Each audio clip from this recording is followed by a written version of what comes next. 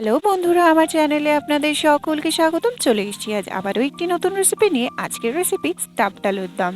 সবসময় একঘেয়েমি একই রকম আলুর দম তো খেয়ে এসেছেন। আজ দেখাবো একটু অন্যরকম একটা আলুর দমের রেসিপি। এই আলুর দমটি আপনারা ভাত, রুটি, পরোটা, লুচি যে কোনো জিনিসের সাথে পরিবেশন করতে পারেন। এই আলুর দম তৈরি করার জন্য সবার প্রথমেই আমি বেশ কয়েকটা আলু খোসা ছাড়িয়ে নিয়েছি। এই আলুগুলি ছাড়িয়ে নেবার পর কোনো একটি ধারালো কিছুর সাহায্যে আলুর মাঝখানের অংশটি স্কুপ করে বের করে নিতে হবে।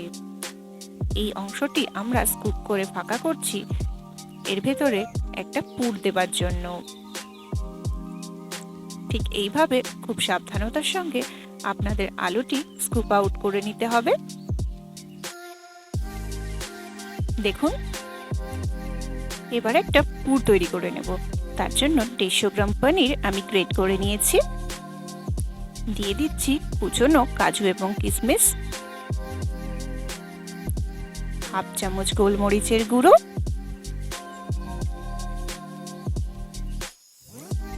হাফ চামচেরও কম গরম মশলা, হাফ চামচেরও কম ভাজা মশলা, হাফ চামচ চাট মশলা। আপনারা এখানে আমচুর পাউডারও ব্যবহার করতে পারেন। এবার এই সমস্ত উপকরণগুলিকে খুব ভালোভাবে মিক্সড করে নেব। সমস্ত উপকরণটা আমার মিক্স করে নেওয়া হয়ে গিয়েছে। এগিয়ে যাব বাকি প্রসেসিং এর দিকে। ফিরে এসেছি স্কুপ করে কেটে নেওয়া আলুগুলিকে নিয়ে। দেখুন, সবকটা আলু আমি খুব সুন্দরভাবে স্কুপ করে বের করে নিয়েছি। এটিকে অতিরিক্ত পাতলা করবেন না, তাহলে আলুটি ফেটে যাওয়ার সম্ভাবনা থাকতে পারে। অ্যাড করছি সামান্য একটু হলুদ গুঁড়ো, পরিমাণ মতো নুন,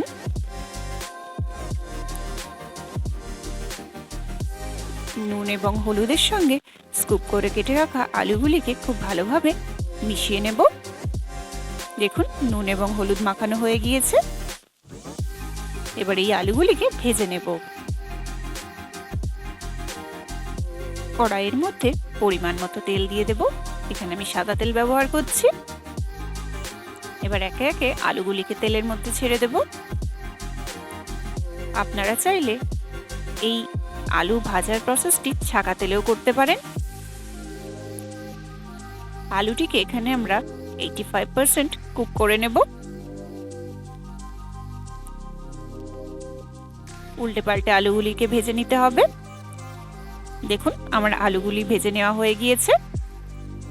এবার একে একে আলুগুলিকে আমি তুলে নেব।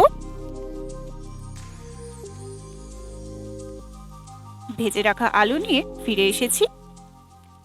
আলুগুলি ঠান্ডা হলে আলুর মধ্যে তৈরি করে রাখা পুরটিকে আমাদের ভরে দিতে হবে। সাবধানতার সঙ্গে ধীরে ধীরে পুরটি আলুর ভেতরে ভরে দেবেন।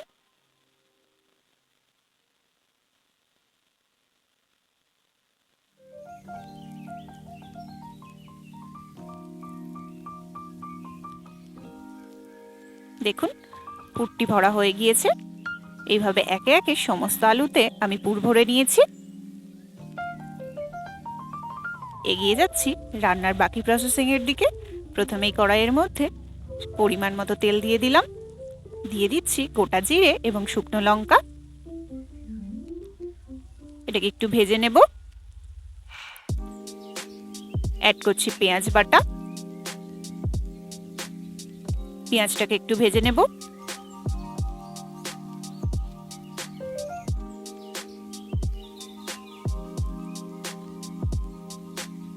পেঁয়াজটা ভাজা হয়ে গেলে অ্যাড করব বেটে রাখা টমেটো। এখানে আমি 2টি টমেটো ব্যবহার করলাম।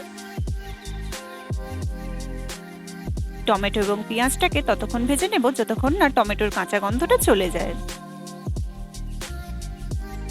টমেটোটার কাঁচা গন্ধ চলে গেলে অ্যাড করব 1 চামচ আদা রসুন বাটা। ভালোভাবে সমস্ত উপকরণগুলোকে মিশিয়ে নেব। অ্যাড করছি ধনে গুঁড়ো, জিরে গুঁড়ো, নুন, কাশ্মীরি লঙ্কার গুঁড়ো এবং হলুদ গুঁড়ো।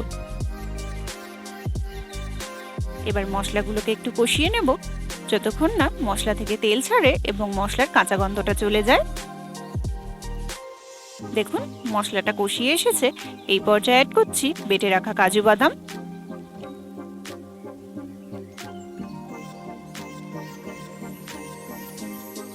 অ্যাড করছি জল ঝরানো টক দই। এই টক দইটি সম্পূর্ণ আমার ঘরে পাতা। আপনারা যদি কেউ এই টক দইয়ের রেসিপি দেখতে চান অতি অবশ্যই আমাকে কমেন্টে জানাবেন। আমি চেষ্টা করব আপনাদের সঙ্গে রেসিপিটি তুলে ধরার জন্য। এবার সমস্ত উপকরণগুলিকে আবারও ভালোভাবে মিশিয়ে নিচ্ছি। অ্যাড করছি সামান্য একটু জল,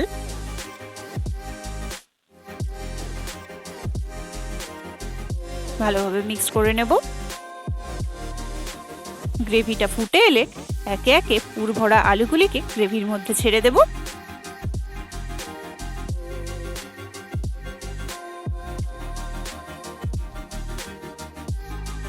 সবকটা আলু অ্যাড করা হয়ে গিয়েছে। সামান্য একটু নাড়াচাড়া করে দিচ্ছি।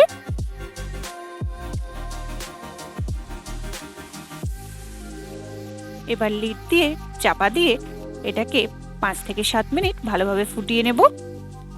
দেখুন গ্রেভিটা অনেকটাই ঘন হয়ে গিয়েছে। আমি এই পর্যায়ে এটিকে নামিয়ে নেব। আপনারা যদি কেউ গ্রেভিটিকে আরও বেশি থিক বানাতে চান তাহলে সেক্ষেত্রে আপনারা আর একটুখানি ফুটিয়ে নেবেন, তাহলে গ্রেভিটি অনেকটা থিক হয়ে যাবে। দেখুন আমার আলুর দম একদম রেডি। শেষ পর্যন্ত আমার সাথে থাকার জন্য আপনাদের সকলকে জানাই অসংখ্য ধন্যবাদ। ভিডিওটি যদি ভালো লেগে থাকে অতি অবশ্যই লাইক, কমেন্ট, শেয়ার এবং সাবস্ক্রাইব করতে ভুলবেন না। আপনাদের যদি কোনো নতুন রেসিপির প্রয়োজন হয় আমাকে অবশ্যই কমেন্টে জানাবেন। আজ এই পর্যন্তই রইল। ধন্যবাদ।